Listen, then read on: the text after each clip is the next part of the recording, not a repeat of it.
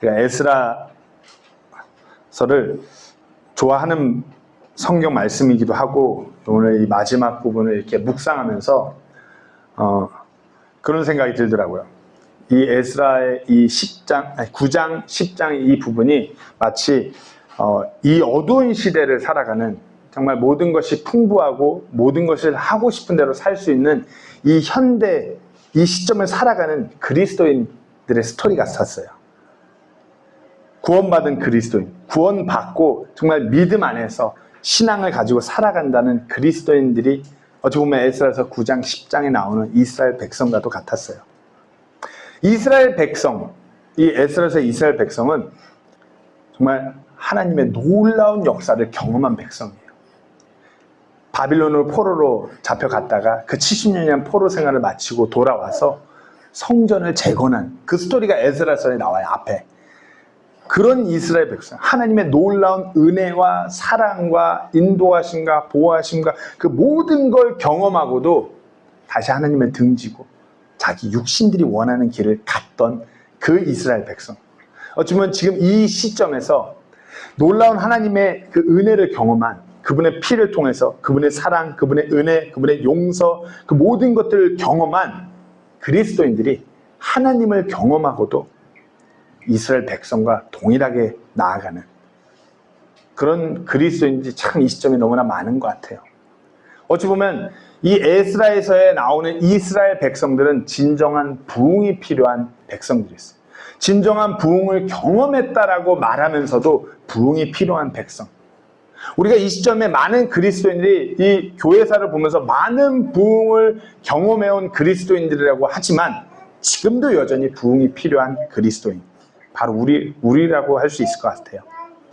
오늘 본문 말씀은 에스라의 마지막 장이에요. 말씀드렸다시피 에스라서는 이렇게 1장부터 읽어보면은 포로 생활 갔다가 돌아와갖고 그 어려운 가운데서 이제 다시 성전을 재건하는 놀라운 그 하나님의 은혜가 가득한 스토리예요. 그러나 그 성전을 재건하고 또 2차로 포로에서 귀환해갖고 왔는데 보니까 에스라가 이제 2차 귀환해서 와갖고 이 백성들을 와서 보니까 자기가 이렇게 상상하고 그려왔던 그 하나님의 백성의 모습이 아닌 거예요. 하나님의 백성이라는, 율법이 맡겨진, 하나님의 그 성경 기록이 맡겨진 선민이라는 이 백성의 모습은 온데간데 없고 벌써 하나님께서 금하신 이방 족속과 그러니까 혼인을, 피를 섞는, 어찌 보면 하나님만 바라봐야 했는데 그 신앙의 순결을 잃어버린 그 안타까운 백성들의 모습이에요. 이방 족속, 오늘 우리가 읽었죠. 이방 족속 9장에도 나오는데 이방 족속, 이 그 9장에 이따가 읽겠지만 이방 족속은 단순히 결혼을, 그러니까 우리가 지금 다른 나라 사람하고 결혼한 것의 의미가 아니에요. 이 구약시대에서 이방 족속이라 하면 철저하게 우상숭배와 쾌락과, 그리고 에스라서 이전에서 좀 더 앞부분으로는 우리 주 예수 그리스도의 구속사를 망치기 위한 마귀의 계략이 담겨있는 것이 이방 족속들이에요. 이방 족속, 우리가 뭐 나중에 기회 좀 다루겠지만 창세기 6장에서 천사가 내려와서 하나님으로부터 타락한 그런 천사들이 내려와서 사람과 관계를 맺으면서 거인들이 태어나요. 우리가 그걸 네피림이라고도 얘기해요. 그런 족속들이 출만하면서 하나님을 향한 신앙과 그리스도에 향한 그런 구속사 계획을 망치고자 하는 게 이방 족속들 지역이에요. 그렇기 때문에 하나님께서는 분명히 이스라엘 백성에게 이방 족속과 결혼하는 것을 철저하게 막으셨어요. 그러나 에스라가 2차 그 포로 귀환에서 돌아와서 봤을 때 하나님께서 그 모든 것들을 아시고 막으셨던 그 이방 족속과의 결혼이, 혼인이 일삼아지고 자녀가 태어나고 그 말도 안 되는 우상 숭배와 쾌락을 쫓는 생활이 여기 만연했던 것이에요. 에스라서 9장 1절 3절 말씀 한번 읽어보겠습니다. 한편 이 일들이 이루어진 뒤에 통치자들이 내게 와서 이르되 이스라엘 백성과 제사장들과 레위 사람들이 그 땅에 거하는 백성들의 가증한 일들, 곧 가나안 족속과 헷 족속과 브리스 족속과 여부스 족속과 암몬 족속과 모압 족속과 이집트 사람들과 아모리 족속의 가증한 일들을 본받아 행하면서 그 백성들로부터 자신들을 분리하지 아니했습니다. 여기에 거론된 족속들은 우상을 숭배하고 쾌락을, 음행을 일삼는 그 족속들이에요. 그 족속들로부터 분리하는 것이 아니라 그 족속들과 가증한 일을 본받아 행하면서 결혼을 하면서 섞은 거예요. 2절 또 읽겠습니다. 그들이 자기들과 자기 아들들을 위해 그 백성들의 딸들을 취함으로 거룩한 씨가 스스로를 그 땅들에 거하는 백성들과 섞이게 하였나이다. 참으로 통치자들과 치지자들의 손이 이 범법을 저지르는데 으뜸이었다 하므로 내가 이 일을 듣고는 내 옷과 겉옷을 찢고 머리털과 수염을 뜯으며 심히 놀란 채 앉았더니. 에스라가 지금 그랬다는 것이에요. 이것을 보니까 가장 그 하나님의 백성들의 신앙을 이끌어야 되는 그런 백성의 리더들이, 지도자들이 이걸 먼저 이끌어서 완전히 하나님을 향한 신앙으로부터 돌아서게 만들었다. 에스라가 와서 보니까, 그러니까 이걸 보고 있자니 절망인 거예요. 낙심할 수밖에 없는 것이에요. 어찌 이럴 수 있단 말인가. 하나님의 그 은혜를 경험하고 하나님의 인도하심으로 여기까지 왔는데 어찌 이럴 수 있단 말인가. 그러니까 에스라는 2차 포로 귀환에서 돌아온 사람이에요. 그러니까 1차로 먼저 간 사람들에 대한 소식을 듣겠죠. 1차로 이렇게 포로 귀환해서 이제 다시 성전을 재건하면서 하나님을 바라보며 그 어려운 가운데서 그렇게 갔던 그 1차 귀환한 백성들의 소식을 전해 들으면서 야, 하나님께서 진짜 함께 하시는 거야. 이 백성들이 정말 부흥하고 있구나 막 그런 걸 체감했어요. 그런데 와서 보니까 그런 모습은 온데간데 없고 우상 숭배하며 그 음행을 일삼는, 쾌락을 일삼는 이방 족속과 혼인하며 함께 그렇게 살아가는 이스라엘 백성들을 보는 것입니다. 하나님께서는 분명하게 이방 족속과 혼인하는 것에 대해서 금하셨어요. 신명기 7장 2절 3절 말씀입니다. 즉 주 내 하나님께서 그들을 네 앞에 넘겨주실 때에 너는 그들을 치고 그들을 진멸할지니라. 너는 그들과 어떤 언약도 맺지 말며 그들에게 긍휼을 보이지도 말고 그들과 결혼하지도 말지니 너는 내 딸을 그의 아들에게 주지 말며 내 아들을 위해 그의 딸을 취하지 말지니라. 하나님께서 이렇게 말씀하신 이유는 그들을 취함으로 인하여 이 백성이 완전히 무너질 것이기 때문에 금하신 거예요. 하나님께서 분명히 금하시는 그 분명한 말씀이 있었음에도 불구하고 하나님의 말씀은 온데간데 없고 그들과 혼인하고 그 우상숭배, 그 쾌락, 음행들을 가지고 들어왔어요. 에스라가 그렇기 때문에 포로 귀환에서 돌아와서 이것을 볼 때 에스라는 분명히 엄청난 기대를 가지고 왔지만 그 순간 절망감에 휩싸이는 거예요. 아니 어찌 이럴 수가 있단 말인가. 그 모든 것들을 경험한 이 하나님의 백성이 어찌 이럴 수 있단 말인가.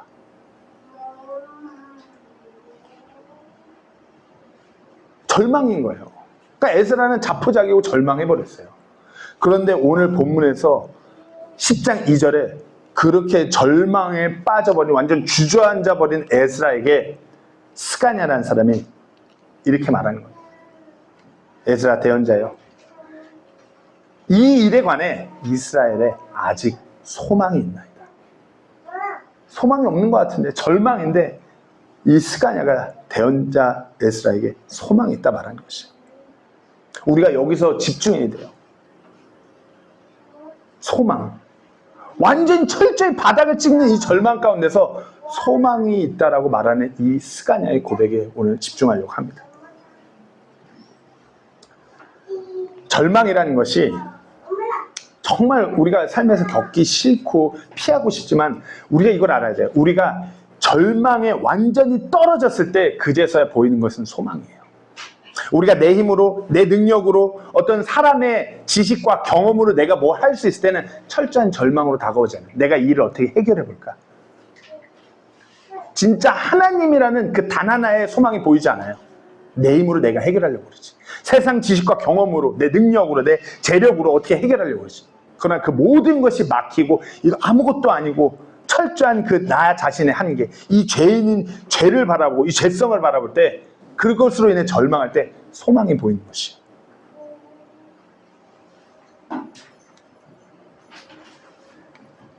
하나님의 대언자조차도 절망하버린 이 상황에 한 백성은 소망을 논하는 것이에요. 이 절망적인 상황 가운데서 이 스가냐라는 이 사람은 소망을 본 것이에요.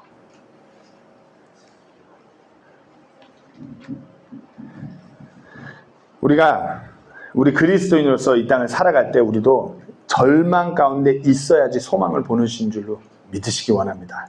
아무 방도가 없고 인간적으로 묘책이 없고 내 역량으로 안 되고 내 이 부족한 늘 죄에 휩싸여 있는 나 자신을 보면서 어찌할 바를 모르고 어쩔 수 없이 늘 그렇게 끌려다니는 나를 보면서 절망할 때 소망이 보이고 우리가 하나님 앞에 무릎 꿇게 되는 것이에요. 절망이 진짜 철저하게 그리스도인들에게 절망이어야지 우리가 소망을 볼 수 있어요. 자, 그럼 우리가 그리스도인답게 살아갈 때 어떨 때 절망을 느끼게 될까요? 몇 가지만 제가 나눠보려고 합니다. 우리가 그리스도인답게 살아가려고 할 때 가치관의 충돌로 인해서 절망감을 갖게 돼요. 나는 그리스도인으로서 말씀을 따라 이렇게 살아가는데 세상의 가치관이 이렇게 살아가라고 그래요. 나는 이렇게 살아가면 나는 완전히 박살날 것 같고 나는 무너질 것 같고 나는 완전 패망할 것 같은데 진짜 이렇게 살아야 되나? 성경대로 살아가자니 맨날 손해보고 나는 꺾어야 되고 나는 말도 안 되는 것을 맨날 내 자신을 드려야 되고 인간적으로 그런 절망이 와요. 이거 아닌 것 같은데 이건 답이 아닌 것 같은데 그러나 이 절망 가운데 기울여서 이 길로 갈 때 소망이 보이는 것이에요. 우리가 그리스도인답게 살아가면서 이런 절망을 느껴야 되는 것이에요. 그리고 죄의 연약함으로 인한 내 이 육신으로 인한 절망을 우리가 그리스도인으로 겪을 수밖에 없어요. 그리스도인으로 세상을 살아가다 보면 그리스도인답게 말씀대로 살아가다 보면 죄 앞에서 늘 무릎 꿇고 죄에 끌려가는 어쩔 수 없는 내 자신을 발견해요. 아, 이건 아닌데 내가 하나님께서 내가 거룩하니 너희도 거룩하라는 것처럼 내가 거룩함을 따라 살아가야 되는데 눈을 뜨면 나도 모르게 그냥 육신적인 삶을 살아가요. 이건 아닌데 매일같이 죄 앞에서 무릎 꿇고 무감각해져요. 절망인 것이에요. 그러나 문제는 우리가 이것을 절망으로 느끼지 않는다는 게 문제인 것이에요. 로마서 7장 24절에 사도 바울도 이렇게 고백했습니다. 오 나는 비참한 사람이로다. 누가 이 사망의 몸에서 누가 나를 구출하냐. 사도 바울도 자기 자신을 보자니 절망적인 거예요. 이 껍데기를 입고서 이 땅을 살아가는 걸 보자니 늘 죄 가운데서 늘 죄한테 패하는 이 비참한 절망. 왜 나는 이토록 죄 앞에서 연약한가? 왜 나는 이 육신을 극복해내지 못하는가? 그런 이런 절망을 우리가 깨달을 때 우리의 연약함, 우리의 나약함, 우리가 그것을 보게 되는 것이에요. 절망감에 휩싸여야지. 나는 왜 이거밖에 안 되는가? 그리고 그리스도인은 때로 고난 가운데서 절망을 하죠. 왜 하나님은 나에게 이런 고난을 허락하십니까? 고난 가운데서 의문과 절망감 때문에 나락으로 떨어질 때 결국에 그제서야 모든 내가 이렇게 어떻게 반응할 수 있는 모든 힘을 잃었을 때 그 고난 가운데 그제서야 하나님을 보면서 소망을 보는 것이에요. 또 때로는 우리가 무언가를 놓고 기도하는데 무응답으로 인해서 절망감에 휩싸요. 내가 이걸 놓고 그렇게 기도했는데 하나님 이게 하나님의 뜻이라고 나는 놓고 그렇게 기도했는데 응답이 없어요. 그러나 하나님은 왜 응답하지 않는 거죠? 하나님은 왜? 그러면서 내 신앙이 흔들리면서 절망하기도 해요. 때로는 어떤 영적 침체로 인한 절망이 있을 수도 있고요. 뭔가 말씀을 봐도 나에게 찔림이 오지 않아요. 뭔가 말씀을 내고 기도를 하는데도 뭔가 내 안에 감동이 없어요. 하나님이 나를 버리신 거예요. 하나님과 나의 관계가 끊어져. 그리스도인들이라면 누군가는 다 이와 같은 절망감에 휩싸여서 세상을 살아가요. 그럼 우리가 절망에 빠졌을 때, 우리가 이 절망을 철저하게 느낄 때, 우리가 그때서야 이제 하나님을 볼 수 있는 것이에요. 내가 내 힘으로 어떻게 할 수 없는 이 상황, 내 힘으로 어찌할 수 없는 내 육신, 내 힘으로 어찌할 수 없는 그 뭔가 하나님의 그 응답, 그럴 때 우리는 단 하나의 소망에 집중하게 되는 것이에요. 말씀드렸다시피 그러나 문제는 이겁니다. 소위 믿음이 있다라는 그리스도인들, 은혜의 복음으로 그 피로 구원을 받았다는 그리스도인들이 그런 절망을 느끼지 않고 살아가요. 그냥 매일의 삶이 똑같이 그냥 매너리즘적으로 할 일하고 어느 정도 비나이스하게 살아가요. 자신이 얼마나 절망적인 상황 가운데서 이 절망적인 세상 가운데서 살아가는지를 몰라요. 무감각해요. 절망 가운데 있어야지 그 소망을 보는데 소망이 있는 세상에서 살아가는 줄로 착각해요. 다시 말씀드리면 우리 육신도 절망적이고 이 세상도 절망적이에요. 때문에 하나님께서는 이 육신도 끝내실 것이고 이 세상도 끝내실 것이에요. 육신적인 쾌락, 탐욕, 죄가 만연한 삶을 거듭해서 쫓아가는 이 껍데기를 입고 살아간다면, 이 죄가 만연한 이 세상에서 살아간다면 절망 가운데서 괴로워할 수밖에 없는 것이에요. 근데 우리가 이 절망 가운데서 괴로워하지 않고 이 절망을 느끼지 못한다는 건 마귀에게 사로잡힌 것이에요. 우리가 철저한 이 절망을 느끼신다면, 그렇다면 우리가 스가랴처럼 외칠 수 있는 것이에요. 아직 소망이 있나이다. 이것이 정말 우리가 절망이라고 느낀다면, 나라는 이 육신이 절망이라고 느낀다면, 세상이라는 것이 절망으로 느껴진다면 소망이 있는 것이에요. 스가랴가 말한 아직 소망이 있다는 건 철저하게 무너져버린 이 백성, 절대 자신들의 그 무언가로는 일어날 수 없는 이 백성, 하지만 하나님께서는 하실 수 있다라는 그 소망, 그것을 봤기 때문에 하나님께서 결단코 자신의 백성들을 버리지 않겠다고 하신 그 말씀을 기억하고 있기 때문에 스가랴는 아직 소망이 있다고 외치는 것이에요. 신약 성경에서 한 사도가 엄청난 절망에 빠지게 돼요. 왜 하나님께서는 나를 제일 늦게까지 이렇게 살아남기셔갖고 왜 내가 이런 절망에 휩싸이게 하는지, 그렇게 눈물로 하나님께 매달렸던 사도가 사도 요한이에요. 유배되어 가서 교회들이 무너져가는 것들을 바라봐요. 엄청난 핍박 가운데서 그리스도인으로 더욱 숨 쉴 수 없는 이 절망감들을 봐요. 그리고 그리스도인의 그 세상과 이제 융화되면서 다시 막 하나님을 향한 그 열정이 아니라 육신적인 길을 가는 걸 보면서 교회가 무너지는 걸 다 봐요. 아, 이제 진짜 끝인가. 그 절망 가운데 하나님께서 단 하나의 소망을 제시하고 사도 요한은 그 소망을 봐요. 우리 주님. 그것이 요한계시록 22장 20절에 이것들을 증언하시는 분께서 이르시되 내가 반드시 속히 가리라 하시는도다. 아멘. 주 예수님이여 과연 그와 같이 오시옵소서. 사도 요한이 지금 이 상황, 미래 모든 것들을 보고 나니까 소망은 딱 하나예요. 우리 주님. 사도 요한이 처한 상황은 그냥 어둠이에요. 너무나 어둠이에요. 막막해요. 자기가 교회의 최고 지도자 어른임에도 불구하고 아무것도 할 수 없는 이 막막함. 기도하고 하나님께 매달려주면 하나님은 아무 응답도 없는 것 같아요. 그러나 우리가 이거는 잘 알죠. 어두우면 어두울수록 빛은 더욱더 밝게 빛나는 것이에요. 어두우면 어두울수록 촛불 하나가 그렇게 밝아지는 것이에요. 지금 여기서 제가 촛불 킨다고 별로 밝지 않아요. 그러나 밤이 되고 여기에 불을 다 끼고 이 상태에서 촛불을 켜면 너무나 밝아요. 등대가 낮에는 전혀 등대 같지 않아요. 하지만 지륵 같은 어둠이 밤에 휩싸였을 때 바다의 그 등대는 너무나 밝게 배에 그 나아갈 방향을 알려줘요. 왜? 어둡기 때문에. 절망이 더욱더 절망으로 다가올 때 우리가 그 소망이 더욱더 뚜렷해지는 것이에요.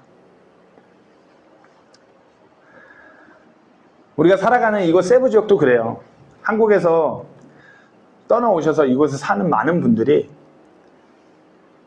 뭔가 새로운 것을 결단하고 뭔가 새롭게 삶을 살아가려고 하지만 그 이면에는 자기 원하는 대로 자기 멋대로 더 살아가고 싶어하는 것이 이곳 세부예요. 갈수록 악하고 갈수록 진리를 거부하고 문란하고 인간의 그 육신적인 욕구만 쫓아 살아가요. 여기가 그래요. 그런 곳에서 우리가 교회로서 그리스도인으로 살아가는 것이 뭔가 여기에 살아가는 것이 더 뭔가 그리스도인으로서 세상의 가치관에서 역행하는 것 같고 나만 뭔가 무식한 길로 가는 것 같고 그렇게 살아가려고 하니 내 자신이 왜 이렇게 또 연약한지 눈앞의 상황들은 늘 감당하기 힘들어요. 아니 감당하기 싫은 눈앞의 상황들이 너무 많아요. 그런 가운데서 우리가 절망을 인지하셔야 돼요. 매일의 삶에서 하나님의 말씀을 덮고 아무렇지도 않게 그 말씀에 먼지가 쌓여가면서 그렇게 하루하루 그냥 내가 원하는 대로 내 육신의 즐거움, 편안함, 시간 보내는 힐링 타임하는 그런 삶을 절망적으로 여기셔야 돼요. 아무렇지도 않은 게 아니라 마귀가 우리를 무너뜨리는 것이에요. 아무리 그럴싸하게 포장하고 핑계하고 자기 합리화를 해도 우리가 답 없는 인생, 절망적인 인생을 살아가는 것이에요. 그래서 소망이 있는 것이고요. 로마서 5장 3절에서 5절 말씀입니다. 그리할 뿐만 아니라 우리가 환난도 기뻐하나니 이는 환난이 인내를 이루고 인내가 체험을, 체험이 소망을 이루는 줄 우리가 알기 때문이라. 소망이 우리를 부끄럽게 하지 아니하면 우리에게 주어진 성령님에 의해 하나님의 사랑이 우리 마음에 넓게 부어졌기 때문이니 그 절망, 그 환난과 같은 그와 같은 것들을 기뻐할 수 있는 것은 우리가 인내로 그것을 이겨낼 때 그 소망이 성취되기 때문이에요.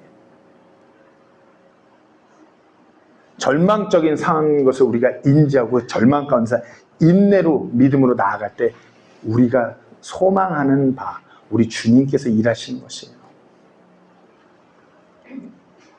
다시 한번 말씀드립니다. 우리가 진짜 나의 삶이 이 세상이 절망인 걸 우리가 온전히 바로 볼 때 우리가 소망을 보게 되는 것이에요. 그렇다면 그 소망의 근거가 무엇이냐? 이렇게 스가랴처럼 이렇게 외치고 이런 소망의 근거가 뭐냐 이거예요. 본문 3절 말씀에 그러므로 이제 우리가 내 주의 권고와 우리 하나님의 명령에 떠는 자들의 권고에 따라 그 모든 아내들과 그들에게서 태어난 자들을 버리기로 우리 하나님과 언약을 맺으리니 그 일이 율법에 따라 이루어지게 하소서. 뭐라고요? 우리가 내 주의 권고와 지금 대언자 에스라의 그런 권고와 하나님 명령에 떠는 자들의 권고, 하나님 말씀에 순종하는 자들의 그 권고와 그리고 그 일이 율법에 따라 이루어지게 하소서. 소망의 근거가 뭐죠? 즉 하나님의 말씀이에요. 하나님의 약속이에요. 하나님께서 이스라엘 백성이 하셨던 그 말씀. 내 주의 권고는 대언자를 통해서 하나님께서 전하신 말씀이에요. 명령이 떠는 자들, 그 말씀에 순종하는 자들, 그들이 말하는 하나님의 말씀이에요. 그리고 그 일이 율법에 따라 이루어지는 건 하나님의 말씀이에요. 이들은 기억하는 것이에요. 하나님께서 이 백성에게 자신들에게 하신 말씀을 기억하는 것이에요. 이 말씀대로 사는 것이 무엇인지를. 여호수아기 1장 8절에서 9절 말씀에 너는 이 율법책을 내 입에서 떠나지 말게 하고 밤낮으로 그것을 묵상하여 그 안에 기록된 모든 것에 따라 지켜 행하라. 그리하면 네가 내 길을 순탄하게 할 것이며 그러면 네가 크게 성공하리라. 내가 내게 명령하지 아니하느냐. 마음을 강하게 하고 크게 용기를 내라. 두려워하지 말며 너는 놀라지 말라. 내가 어디로 가든지 주 내 하나님이 너와 함께 하느니라 하시니라. 이 율법책, 즉 하나님 말씀대로 너희가 살아가면 내가 너의 길을 책임지겠다. 내가 너와 함께 하겠다. 너의 그 상황이 너무나 절망적이고 너가 그렇게 무너지고 영적인 상태도 무너졌다 할지언정 다시 하나님의 말씀을 붙들고 이 말씀대로 살아간다면 내가 너와 함께 하겠다.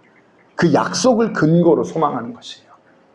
예레미야서 3장 22절 말씀에 타락한 자녀들아 너희는 돌아오라. 내가 너희의 타락한 것을 고쳐주리라. 보소서 우리가 주께로 오나니 주께서는 주 우리 하나님이십니다.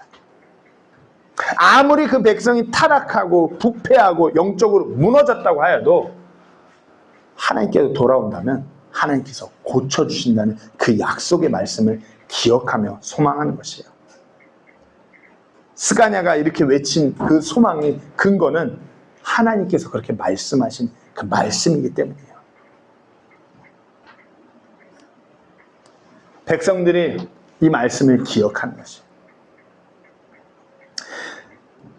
하나님의 말씀을 읽어야 되는데, 그럼 우리가 절망에서 소망을 보게 되는데, 우리는 그 말씀을 덮고 그냥 아무것도 모르는 채 이 육신, 이 세상 문화에 그냥 휩싸여서 그냥 이리저리 흘러가면서 살아가요. 그러니까 어떻게 해요?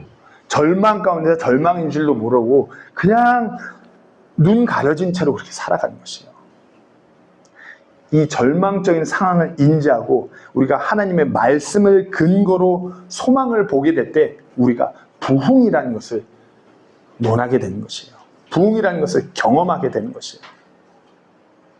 스가랴는 지금 영적으로 완전히 타락하고 부패하고 철저하게 무너져버린 이 백성에 대해서 지금 부흥의 그 소망을 논하는 것이에요. 아직 소망이 있나이다.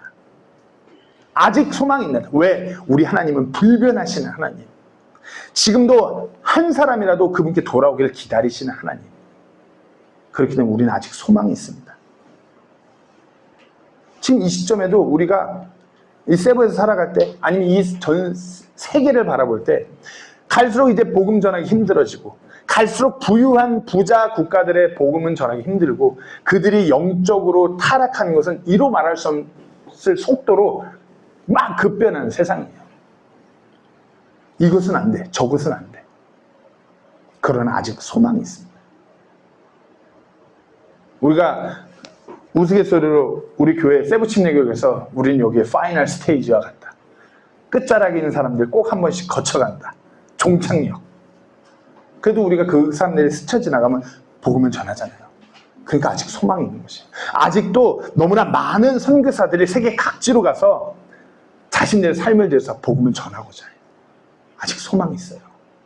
하나님의 이 약속의 말씀을 근거로 그 소망 가운데서 나아가는 사람들이 너무 많아요. 많은 그리스도인들이 아직도 그 어려운 절망적인 상황 가운데서 하나님의 말씀을 붙들고 그리스도인으로서 살아가기를 결단하는 그 사람들이 아직도 있어요. 소망이 있는 것이에요. 하나님의 그 약속이 이 성경 기록에 담겨 있기 때문에 우리가 아직 소망이 있어요. 로마서 15장 4절 말씀입니다. 무엇이든지 전에 기록된 것들은 우리의 배움을 위하여 기록되었으니 이것은 우리가 성경 기록들이 주는 인내와 위로를 통해 소망을 가지게 하려 함이니라. 스가랴가 그리한 것이에요. 하나님의 그 말씀을 통해서 이것을 인내하고 위로하게 되는 것이에요. 하나님의 말씀은 소망의 약속이자 회복의 근거예요. 우리도 동일해요. 우리도 이 말씀을 근거로 소망하는 것이에요. 이 말씀을 근거로 그리스도인답게 살아가는 것이고, 이 말씀 성경 기록을 통해서 구원받고 그리스도인으로 살아가는 것이에요. 한번 곰곰이 돌이켜보세요. 내가 얼마나 내 삶 가운데 이 말씀을 폈는가? 왜 안 폈는가? 내 삶이 절망적으로 느껴지지 않으니까 안 핀 것이에요. 너무나 절망이고 답이 없을 때 피고 이 말씀 안에서 주님을 볼 수밖에 없는 것이에요.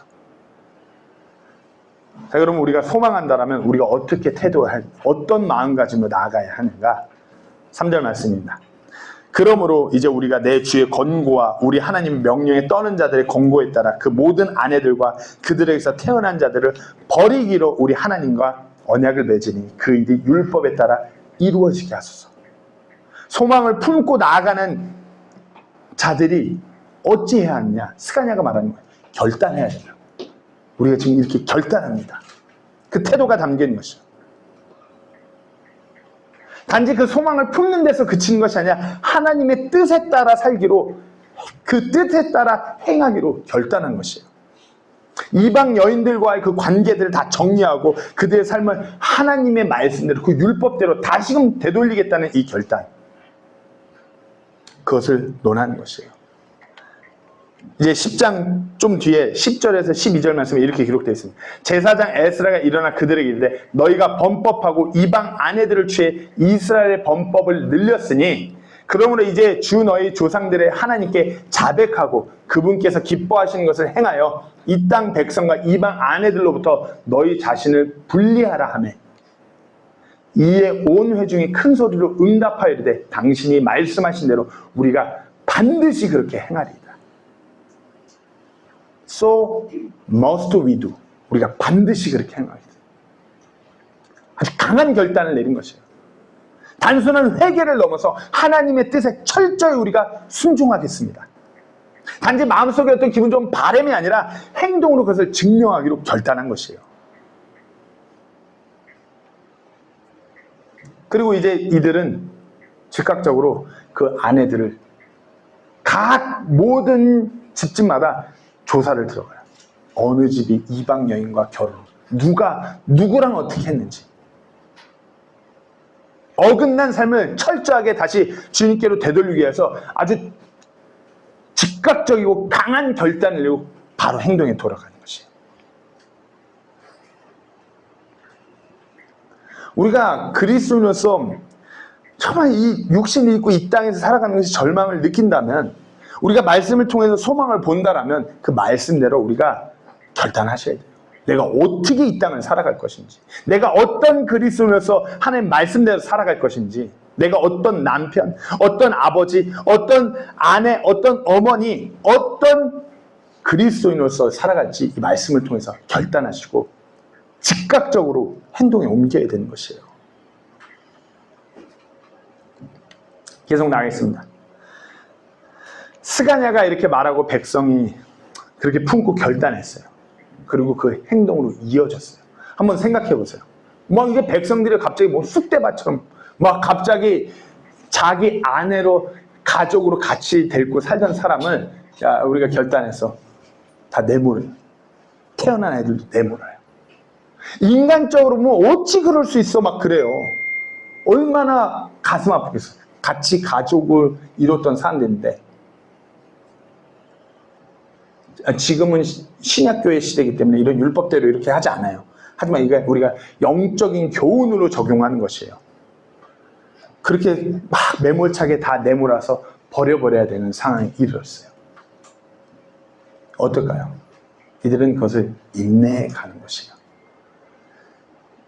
그뿐만이 아니라 자신들이 인간적으로 쫓았던 그 쾌락, 자신들이 원하는 대로 살았던 그 모든 것들을 잘라내고 그것을 다시 참아내는 것이에요. 왜? 하나님께서 다시 이 백성과 함께 하신다는 그 소망이 있기 때문에, 우리가 부흥할 수 있다는 그 소망이 있기 때문에 인간적으로 많은 어려움들을 참아내는 것이에요. 우리가 소망이 있다면, 우리가 진짜 하나님의 말씀을 통해서 우리가 하나님을 보고 소망이 있다면 인내해야 되는 것이에요. 내 육신, 내 감정, 내 계획, 내 마음이 때로는 나를 흔들고 막 어찌할 줄 모르게 괴롭게 해도 우리가 결단하고 참아내야 되는 것이에요. 말씀을 마치겠습니다.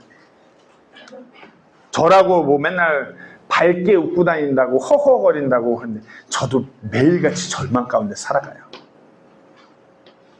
많은 순간순간이 힘들어요. 극적인 절망을 저도 이 짧은 삶을 살면서 어린 나이지만 너무 힘들었을 때가 있었어요. 그때를 가장 그렇게 기억에 남는 때를 꽂으라면 아마 유학생활 할 때일 거예요.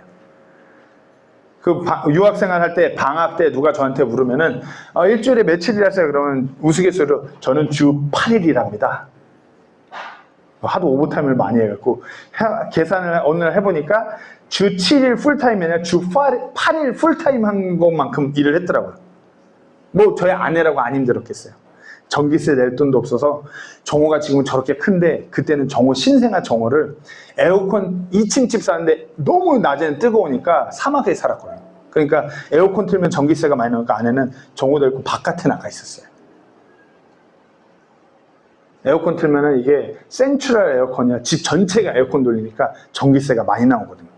그리고 우리가 몇 번이나 그랬는지 몰라요. 공원에 정호 태워갖고 제가 일이 일찍 끝난 날에 유모차 태워갖고 공원 산책을 가요. 그러면 이제 유모차 밑에 공간이 있어요. 그러면은 보이는 빈 병, 페트, 캔 열심히 주워 담는 거예요. 왜? 그거 모아갖고 갖다 주면 수입이 짭짤하거든요.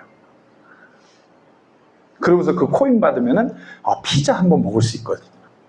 그러다가 그거 줍고 가는데 되게 연로한 노부부가 그걸 또 줍는 걸 봐요. 야, 우린 그래도 젊은데 야 줍지 말자. 경제적으로 어려워서 너무나 많은 이슈들과 많은 일들이 있었어요. 저는 매일 아침에 눈 뜰 때마다 절망 같았어요. 다 던지고 싶고 도망가고 싶었어요. 그런데 하나님의 말씀을 피면은 답은 정해져 있어요. 인내하면서 참아내면서 신실하게 나아가는 게 답이 정해져 있어요. 그렇기 때문에 주님께서는 또 계속 우리 가정을 인도하시고 지금도 그렇게 인도하고 계시는 것이에요. 성경 말씀을 피면 그것은 답은 정해져 있어요. 왜? 우리가 소망하고 나아갈 바가 여기 기록되어 있기 때문에. 육신의 눈을 감고서 눈앞의 상황들을 한번 보셔야 됩니다. 얼마나 우리가 지금 절망적인지, 우리 아이들이 앞으로 살아가야 될 이 세상, 이 모든 환경들이 얼마나 절망적인지 때로는 눈을 감고 한번 바라보셔야 돼요. 절망적인 이것을 느끼셔야 돼요. 매일의 삶이 그 절망 가운데 처한 것을 느껴야지 우리가 이것을 피는 것이에요. 그리고 이것을 폈을 때 이곳의 소망이 강하게 말씀하시는 거예요. 이렇게 하라고 기록된 게 이 성경 말씀이에요. 이렇게 기록된 대로 해야 우리가 소망 가운데로 가는 것이고 그 소망이 성취되는 것이에요. 다시 한번 말씀드립니다. 우리가 소망이 없는 것은 우리가 절망을 느끼지 않기 때문이에요. 살만한 세상에서 살만한 인생을 살아가고 있기 때문에 절망을 느끼지 않아요.